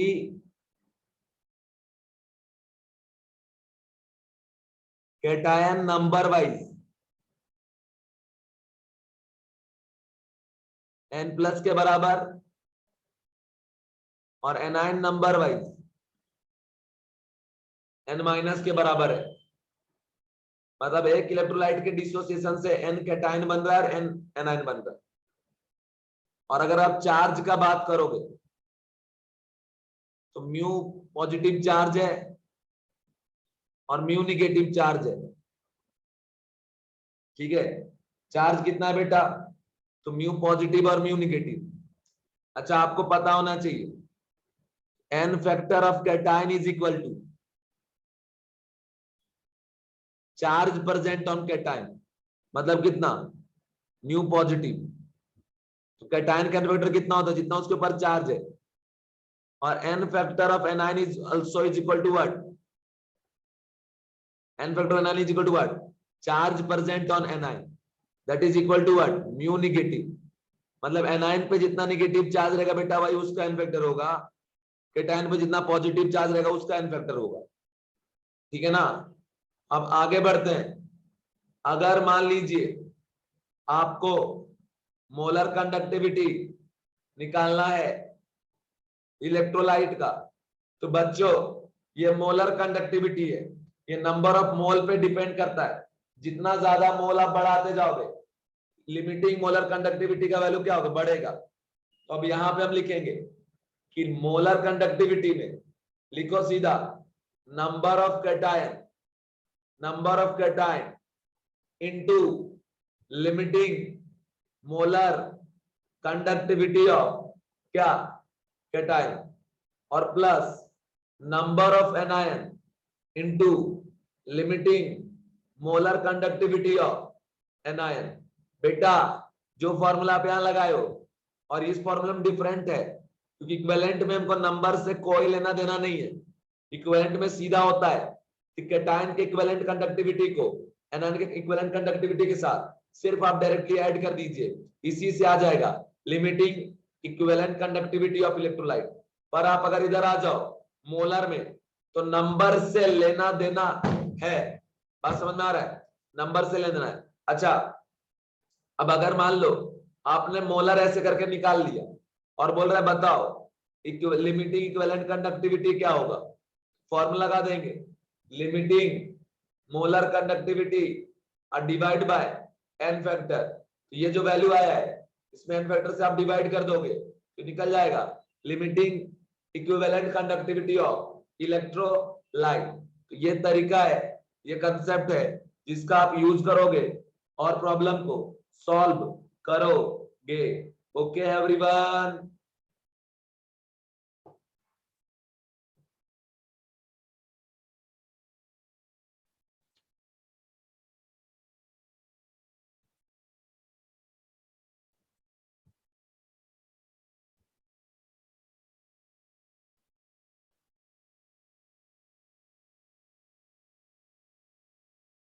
ठीक है, अच्छा इधर आ जाइए जरा। मान लो कि हमने यहां जो लिखा है इसमें थोड़ा चेंजेस अगर कर दूं, इसमें अगर मैं चेंजेस कर दूं, क्या आपके बुक पॉइंट ऑफ व्यू से थोड़ा चेंजेस कर देता हूं। ये जो मैंने नंबर लिखा है ना, नंबर, वो नंबर को थोड़ा चेंज कर देता हूं। नंबर लिखने का तरीका बदल देता हूँ, बुक वालों ने अलग तरीके से दे रखा है, उसी फॉर्मेट में मैं भी लिख देता हूँ ताकि आपको थोड़ा इजी हो सके। अब जैसे यहां देखिए, मान लीजिए हमने नंबर को म्यू प्लस से दिखाया और एनायन के नंबर को म्यू माइनस से, कैटायन के चार्ज को एन प्लस से और एनायन के चार्ज को एन माइनस से। ओके, तो यहां पे क्या हो जाएगा, म्यू प्लस, यहां पे जाएगा म्यू माइनस, बस number of cation into molar conductivity of cation, number of anion molar conductivity of anion. किसने किसको क्या माना उस पे आपको नहीं जाना है, देखना नेट ये है कि आपने जो कंसेप्ट पढ़ा है वो समझ में आया कि नहीं आया। ठीक है, समझ रहे हो, तो ये चीज आपको आपको होना चाहिए पता। ठीक है, समझ रहे हो, तो ये क्राइटेरिया एक कंडीशन है। तो यहां तक की बातें समझा दिया। अच्छा बच्चों, अब इंडिविजुअली बताता हूं। मान लो आपको ये लिख के दिया, limiting equivalent conductivity of cation और limiting equivalent conductivity of anion, और आपको बोल रहा है मोलर बताओ और इक्विवेलेंट बताओ। तो एक तो तरीका ये करोगे कि limiting equivalent conductivity of electrolyte is equal to what, limiting equivalent conductivity of cation plus limiting equivalent conductivity of anion। ये हो गया इक्विवेलेंट वाला। मोलर के लिए सीधा लगा दो बेटा formula, limiting molar conductivity of electrolyte is equal to limiting equivalent conductivity of limiting. अच्छा, आपके मॉड्यूल में ना इन्फिनिटी नहीं लिखा है, नॉट लिखा है ऐसे, तो आप घबराना मत उससे। लिमिटिंग इक्विवेलेंट कंडक्टिविटी ऑफ क्या, electrolyte by N factor, sorry multiplied by N factor, इस तरीके से यहां निकल जाएगा।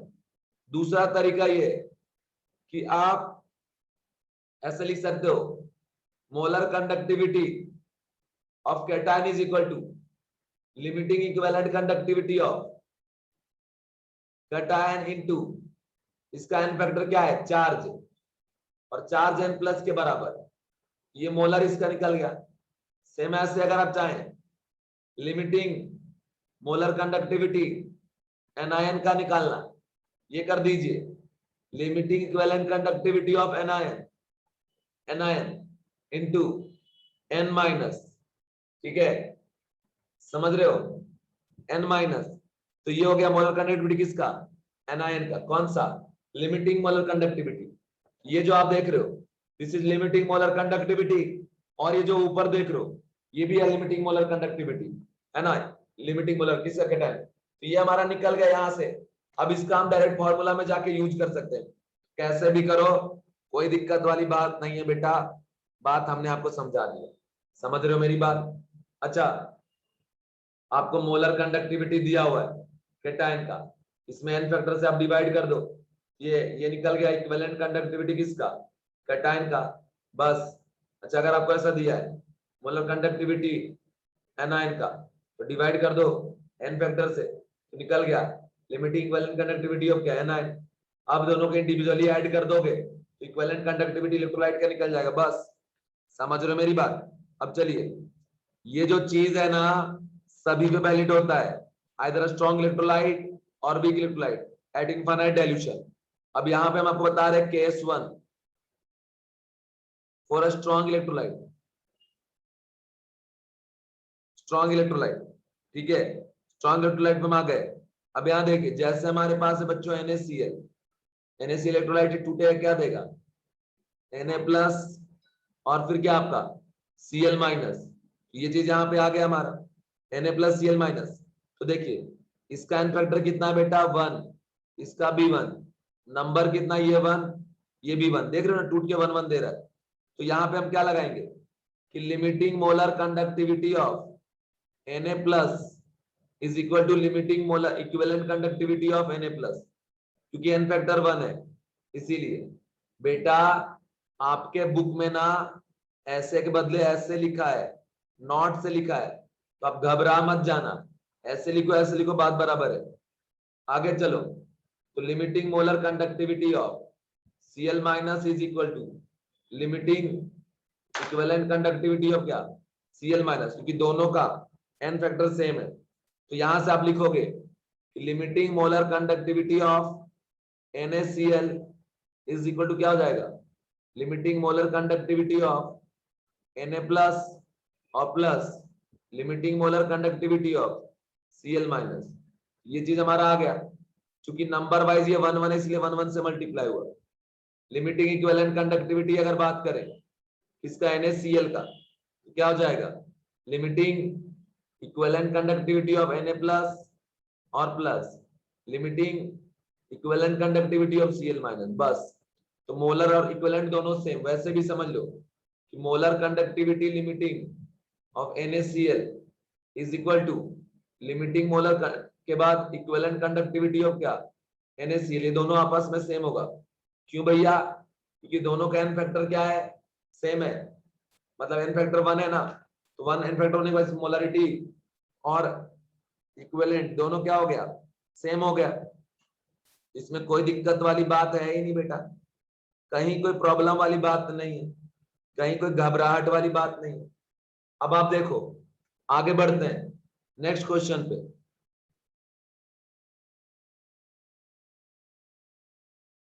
मान लो ये MgSO4 दिया हुआ है, ठीक है, तो टूटेगा किसमें आपका, Mg+2 और SO4-2 में। एक हो गया हमारा Mg+2, दूसरा हो गया हमारा SO4-2, इस तरीके से। तो जो Mg+2 है इसका n फैक्टर 2 हो गया और इसका भी n फैक्टर 2 हो गया, है ना, इसका n फैक्टर 2 है और इसका भी n फैक्टर 2 है। अब मेरी बात आगे जरा समझ लीजिए कि अगर आप निकालते हो limiting molar conductivity of MgSO4 या जो भी, अच्छा मान लो आपको ऐसे दिया है कि limiting molar conductivity of Mg+2 given है अभी, और limiting molar conductivity of SO4-2 भी गिवन है, ये दोनों गिवन है, और आपको मान लो मोलर निकालना है, तो limiting molar conductivity is what, limiting molar conductivity हो जाएगा limiting molar conductivity of Mg+2 and plus limiting molar conductivity of SO4-2। ये तरीका हो गया हमारा 1 1 से मल्टीप्लाई, क्योंकि ये नंबर वाइज 1 1 ही है। अब अगर आपको लिमिटिंग इक्विवेलेंट कंडक्टिविटी निकालना है MgSO4 का, कुछ मत करिए, limiting molar conductivity of MgSO4 में n फैक्टर से डिवाइड कर दीजिए, और MgSO4 या कभी भी AB टाइप का आपको सॉल्ट मिले तो ट्रिक ये है कि आप इसको ब्रेक करो A+ में और B- में, है ना, या तो A+2 में ब्रेक होगा और B-2 में, या तो A+3 में ब्रेक होगा और B-3 में। ये तभी वैलिड है जब AB टाइप का सॉल्ट है, तो जितना चार्ज आ रहा है नेट पॉजिटिव या नेगेटिव वही n फैक्टर होगा। तो ये AB टाइप का सॉल्ट टूट रहा है Mg+2 और SO4-2 में, इसीलिए यहाँ का n फैक्टर 2 है। इसको हम 2 से डिवाइड जब करेंगे तब जाके आ जाएगा इक्वलिटी। बेटा n फैक्टर कैसे निकलेगा सॉल्ट का ये बता रहा हूं यार, तुम लोग को n फैक्टर निकालना पता है ना, मैंने नहीं पढ़ाया आपको ये टॉपिक, ये रिडॉक्स रिएक्शन का रिवीजन कराऊंगा जब क्लास में आओगे, है ना। तो AB जो है ऐसे, अगर AB हो 1:1 का सॉल्ट, तो इसको ब्रेक करो, अगर A+ और B- में ब्रेक हुआ तो आपका n फैक्टर 1, A+2 B-2 में ब्रेक हुआ n फैक्टर 2, A+3 B-3 में ब्रेक हुआ n फैक्टर 3। और अगर बेटा, अगर मान लीजिए आपका AX/BY टाइप का सॉल्ट है but X not equal to Y not equal to 1, ये बात ध्यान रखना, XY में से कोई दोनों भी 1 के बराबर नहीं होना चाहिए, मतलब आप ये लिख लो X not equal to Y, मतलब ये 1 1 नहीं होना चाहिए। अब कंसेप्ट अगर ऐसा है आपका, सीधा x में y मल्टीप्लाई कर दीजिए, ये इसका n फैक्टर होगा, ये ट्रिक है ट्रिक। तो AX/BY का n फैक्टर क्या हो जाएगा, x इंटू वाई। ये मोलर निकालने के बाद 2 से डिवाइड कर दीजिए, ये निकल गया। अच्छा आपका मन है नहीं सर हम डायरेक्ट निकालना चाहते हैं तो निकालिए। Limiting equivalent conductivity of MgSO4 is equal to limiting molar conductivity दिया है Mg+2 का इक्विवेलेंट तो दिया नहीं है, तो मोलर में जब हम n फैक्टर डिवाइड करते हैं क्या बन जाता है, इक्विवेलेंट बन जाता है। इसका n फैक्टर 2 है क्योंकि कैटायन पे 2 पॉजिटिव चार्ज, और हमको दिया है लिमिटिंग मोलर कंडक्टिविटी किसका, SO4-2 का। इसमें भी दो जो चार्ज उसे 2 से डिवाइड कर देंगे, तो यहां से हमारा आ गया इक्विवेलेंट कंडक्टिविटी ऑफ MgSO4। बस हो गया कहानी, और कोई टेंशन वाली बात नहीं है। मतलब मोलर दिया है तो मोलर से डील करो, इक्विवेलेंट दिया इक्विवेलेंट से डील करो। अच्छा मान लो प्रॉब्लम में गिवन है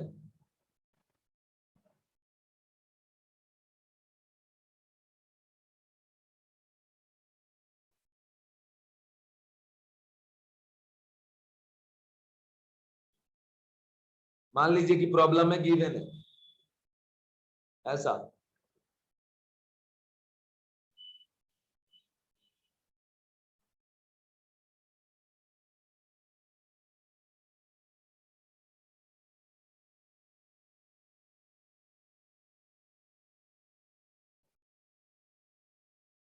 ये गिवन है Ca+2 SO4-2 गिवन है इक्विवेलेंट।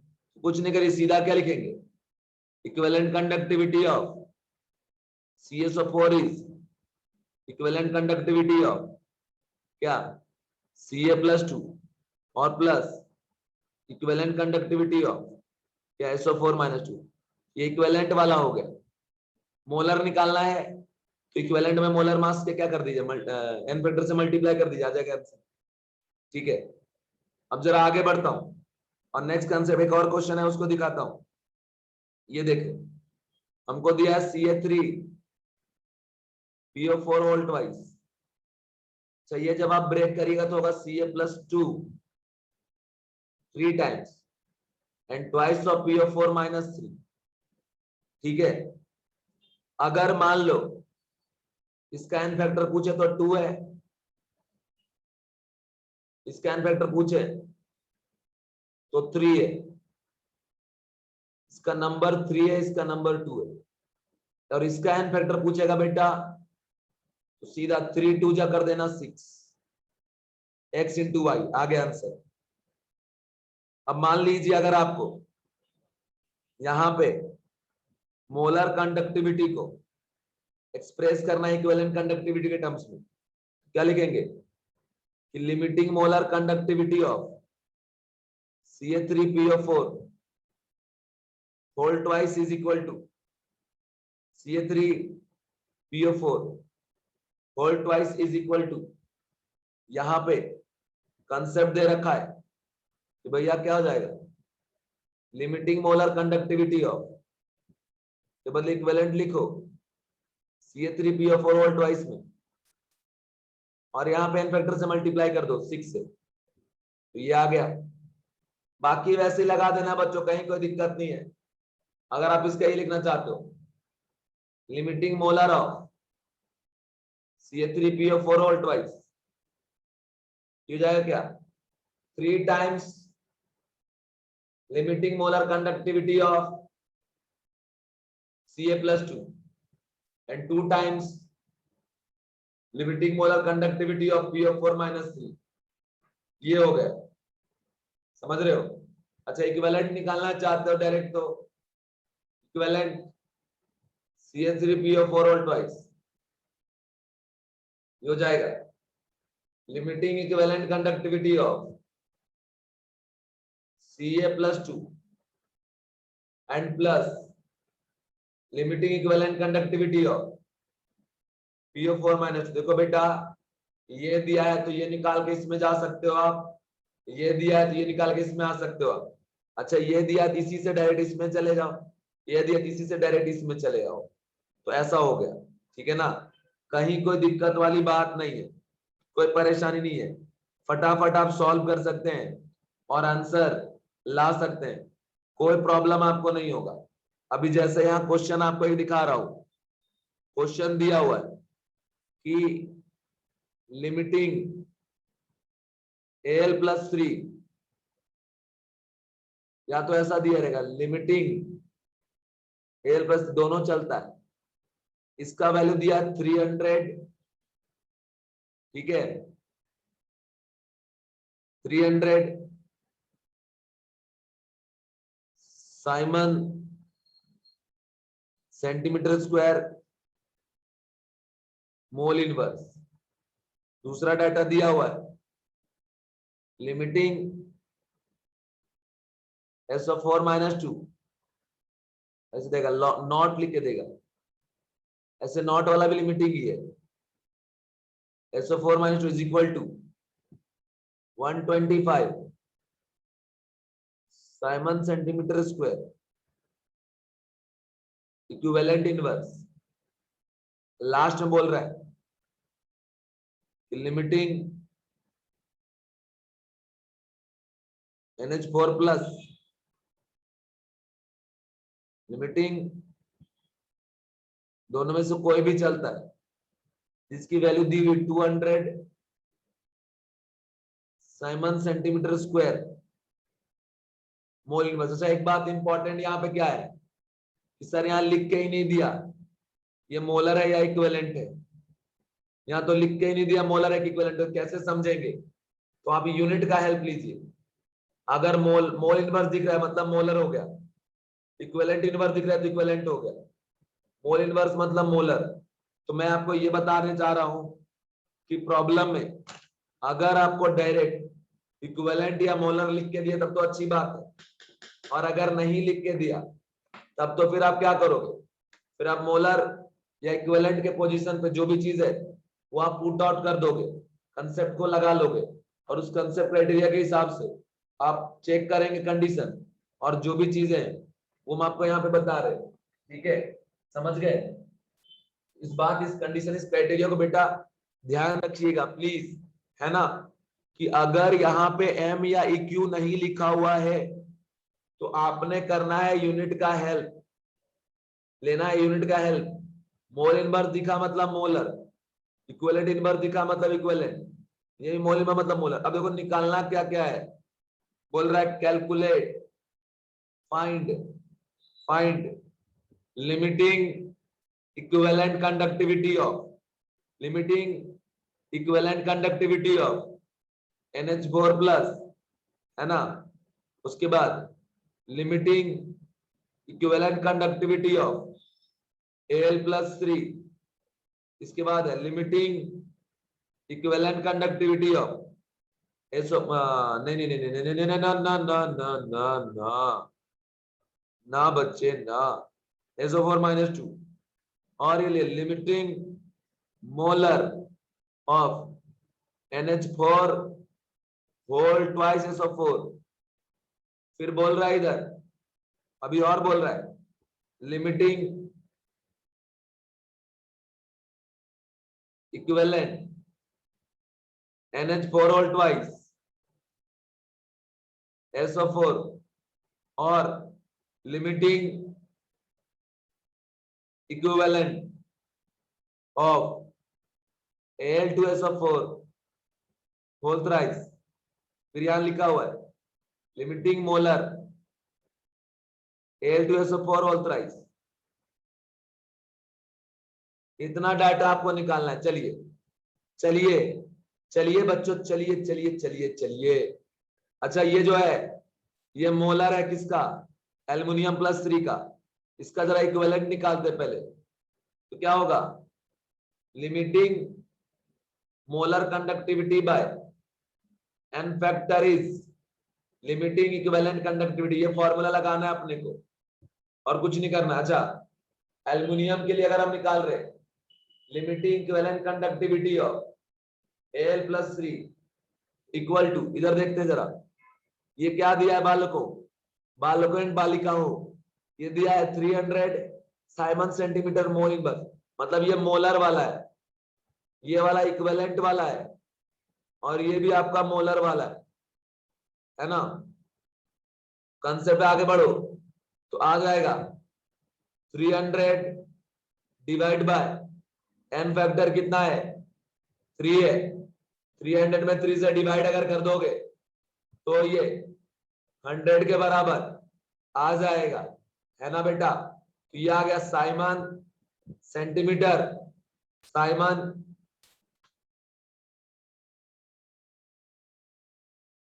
इक्विवेलेंट इनवर्स, ये निकल गया। अच्छा इसके बाद यहां देखो, अगर ये दिया है इक्विवेलेंट, इसका मोलर निकालेंगे, तो निकालते हैं ना बेटा, एकदम हंसी मजाक करते करते निकालो। Limiting molar conductivity of SO4-2, N factor इसका 2 होगा क्योंकि 4 2 है, और इसका इक्विवेलेंट का वैल्यू कितना दिया देखो, इक्विवेलेंट का वैल्यू दिया 125, तो बेटा रख दो 125, आ गया 250, है ना।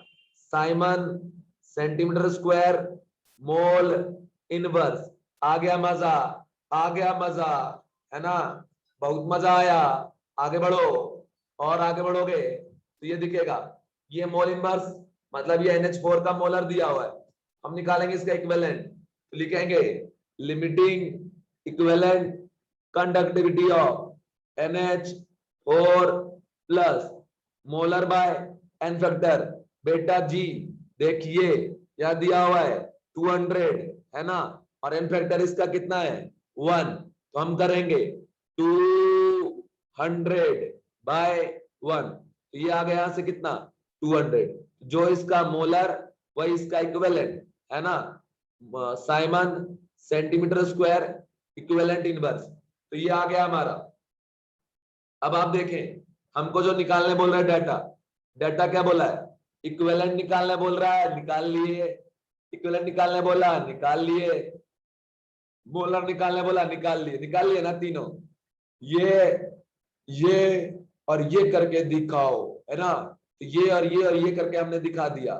अब ये और ये करके दिखाएंगे, कौन सा, molar conductivity of NH4 twice, लिखेंगे limiting molar conductivity of NH4 twice, और साथ में SO4 का, तो फॉर्मूला सेट करो बेटा, लिख दो limiting molar conductivity of NH4 plus into 2 times, क्योंकि ये 2 गुना है, मोलर निकाल रहे तो नंबर लेना पड़ता है, और साथ में क्या लेंगे limiting molar conductivity of SO4-2, expression देख के डर मत जाना, बहुत इजी होता है, तो 2 इंटू बेटा ये NH4 प्लस का equivalent molar mass Ben factor, तो मोलर का वैल्यू कितना है 200, और प्लस ये SO4-2 का मोलर चाहिए, तो हमने ये देखो हमने निकाला यहाँ पे, यहाँ हमने निकाला था, अरे कहाँ गया भाई, कहाँ गया यार,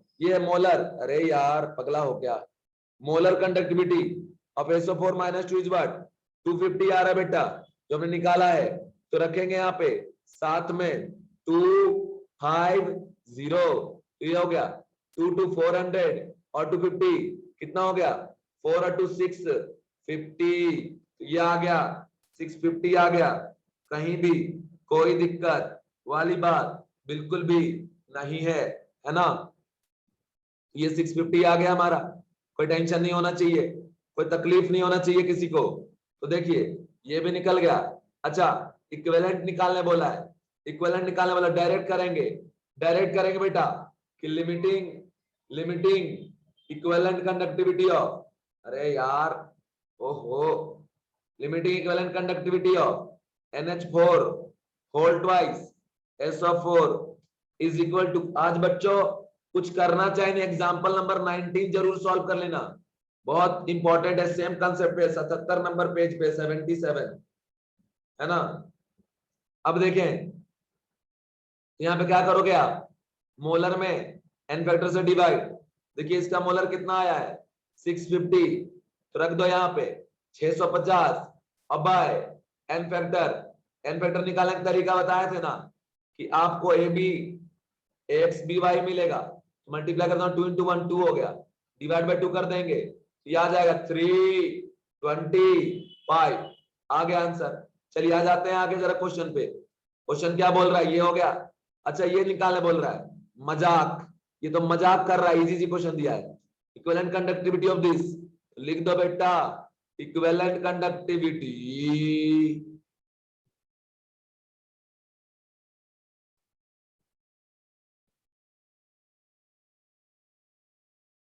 तो यहां पे नंबर से कोई लेना देना नहीं है। Al+3 plus limiting equivalent conductivity of SO4-2। अब देखते हैं लिमिटिंग वाला है ना किसका, Al+3 का। तो जरा इधर देखिए, इधर आप देखोगे तो आप खुश हो जाओगे, मजा आएगा, मजा मजा। देखो SO4 का कितना है 125 है, और तो और तो और तो और Al+3 कितना है 100 है ना, तो रख दो यहाँ पे 100 प्लस 120 कितना रखोगे आप 5, हो गया आपका 225। कहानी खत्म। इसका लास्ट पार्ट जो है ना, वो बोल रहा है limiting molar conductivity of Al2SO4 fourth rise. Direct निकालो बेटा, इक्विवेलेंट कंडक्टिविटी में n फैक्टर मल्टीप्लाई कर दो, इसका n फैक्टर कितना हो जाएगा 3 इंटू 2, 3 इंटू 2 कितना हो गया 6 हो गया, कर देंगे 6 इंटू, है ना, गाना सुने हो ना, खून में तेरे मिट्टी, मिट्टी में तेरा खून, ऊपर अल्लाह नीचे धरती बीच में तेरा जुनून। तो जुनून दिखाओ बच्चों, जुनून तो दिखाना पड़ेगा ना, तब तो सिलेक्शन होगा, तब तो आप कॉलेज जाएंगे। तो ये 225 है, सारा गेम जो है जुनून का है, बाकी पढ़ाई तो बहुत सारे बच्चे कर रहे। तो यहाँ पे कितना आया 225, क्या रख देंगे 225। जिसके अंदर जुनून है उसी को कॉलेज मिलेगा, याद रखना। जुनून दिखना चाहिए, पागलपन दिखना चाहिए लास्ट के 6 महीने में, है ना। चलिए, तो ये यहां तक ओवर हुआ, ये पार्ट फिनिश हुआ बेटा। अब हमारा इसका एक आखिरी लेक्चर होगा कल, लास्ट लेक्चर है कल इसका इलेक्ट्रोकेमिस्ट्री का। कल हमारा इलेक्ट्रोकेमिस्ट्री ओवर हो जाएगा और हम सॉल्यूशन कॉलिगेटिव प्रॉपर्टी पढ़ना स्टार्ट करेंगे। अच्छा, आपसे कुछ पूछना चाहता हूं, पहले आपसे पूछना चाहता हूं, जवाब देना फिर चले जाना। जो सॉल्यूशन हमारा चैप्टर है उसमें कॉन्सेंट्रेशन टर्म पढ़ना है, इसको पढ़ने में 3-4 दिन वेस्ट होगा बच्चों, 2 से 3 दिन। आप मुझे बताओ, अगर आपको आता है तो मैं इसको छोड़ के आगे बढ़ जाऊंगा।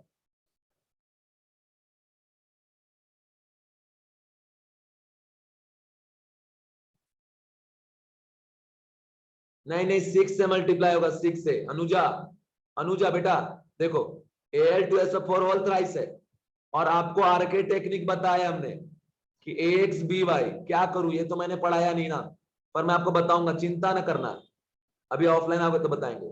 तो ये जो x आप देख रहे हो AX/BY, इसमें x को y से करना पड़ेगा मल्टीप्लाई, AX/BY कर दोगे, x इंटू वाई जो होगा ये होगा n फैक्टर। ट्रिक है, ट्रिक। अनुजा, अनुजा समझ रहे हो ट्रिक? यार आपका नाम लेके ना मुझे मेरे एक स्टूडेंट की याद आ जाती है यार। मेरे मतलब होता है ना कि फर्स्ट बैच की ऐसा फर्स्ट गर्ल थी जो NITN बनी है, VNIT नागपुर में है। इसके पहले वाला, इसके पहले वाला, यहाँ पे कोई नंबर से मल्टीप्लाई नहीं होगा, क्योंकि हम इक्विवेलेंट निकाल रहे हैं। इक्विवेलेंट, इक्विवेलेंट में नंबर नहीं देखते, इक्विवेलेंट में सिर्फ ऐड करेंगे इक्विवेलेंट वाले वैल्यू को। मोलर होता तब हम, मोलर जैसे था यहाँ पे,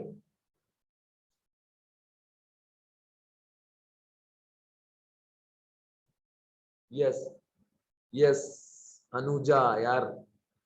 अब चलो, यहां तक आ गया सभी को क्लियर? अच्छा, मैं आपसे पूछना चाहता हूं, सारे बच्चे रिप्लाई करना, फिर लेक्चर ओवर कर दूंगा वो 1 मिनट के अंदर। समझ लो लेक्चर ओवर हो गया है। देखिए सॉल्यूशन स्टार्ट करेंगे हम कल, क्योंकि ये चैप्टर ओवर होने वाला है। तो आप मुझे बताओ, क्या कॉन्सेंट्रेशन टर्म पढ़ाने की जरूरत है, या डायरेक्ट सॉल्यूशन चालू करूंगा कॉलिगेटिव प्रॉपर्टी? सारे बच्चे रिप्लाई कर दीजिए।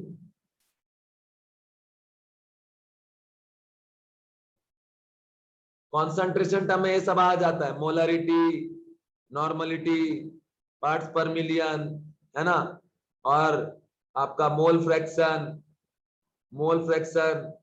पार्ट्स पर बिलियन।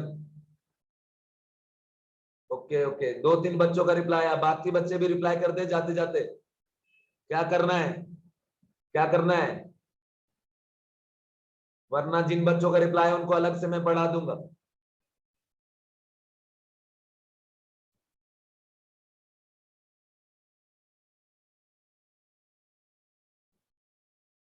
अच्छा बच्चों, सबसे बेस्ट तरीका आपको बताता हूं, मैं तरीका बताता हूं कि कंसंट्रेशन टर्म्स में लगभग सारा चीजें हम रिवीजन करा देंगे अच्छे से, है ना, पर थोड़ा फास्ट करवाएंगे।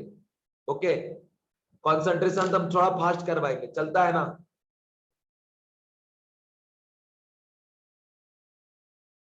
चलता है ना सभी को? थोड़ा फास्ट करवाएंगे कंसंट्रेशन टर्म। ओके, पर इसका रिवीजन आज कर लेना बेटा, कंसंट्रेशन टर्म रिवीजन कर लेना, मॉड्यूल में दिया हुआ है ना, और मॉड्यूल नंबर 4 में सॉल्यूशन दिया है, चैप्टर नंबर 2 उसमें सारा कंसंट्रेशन टर्म दिया, उसको एक बार रीड कर लेना आप, और मैं कराऊंगा जरा फास्ट, ठीक है, इसलिए ध्यान रखना। और बच्चों, सॉल्यूशन के लिए हम फॉलो करेंगे मॉड्यूल को पूरे तरीके से, थ्योरी भी लगभग मॉड्यूल का ही रहेगा, इसलिए ध्यान रखना, क्योंकि इसका थ्योरी मॉड्यूल में बहुत बढ़िया दिया हुआ है, फिजिकल में खास करके यहाँ पे। चलिए, बाय बाय बच्चों, टेक केयर एवरीवन।